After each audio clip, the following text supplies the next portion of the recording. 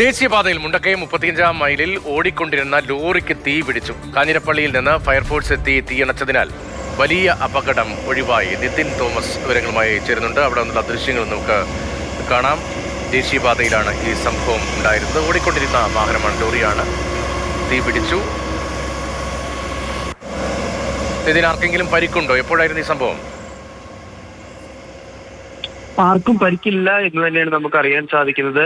ഇന്ന് പുലർച്ചെ 2:30 കൂടിയിട്ടാണ് ദേശീയപാതയിൽ മുണ്ടക്കയം 35-ാം മൈലിൽ വെച്ചിട്ട് ഇത്തരത്തിൽ ലോറിക്ക് തീ പിടിച്ചത്. പെട്ടെന്ന് തന്നെ കാഞ്ഞിരപ്പള്ളിയിൽ നിന്നും ഫയർഫോഴ്സ് എത്തി കൃത്യമായ ഒരു ഇടപെടൽ നടത്തിയതിനാലും തീ അണച്ചതിനാലും വൻ അപകടമാണ് ഒഴിവായത്.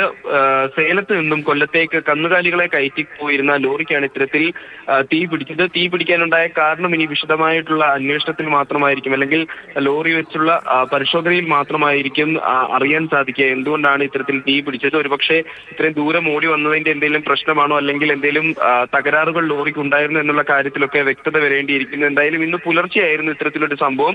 പെട്ടെന്ന് തന്നെ ഇടപെട്ടതുകൊണ്ടും കാഞ്ഞിരപ്പള്ളിയിൽ നിന്നും ഫയർഫോഴ്സ് എത്തി തീ അണച്ചതിനാലും വൻ അപകടം ഒഴിവായി.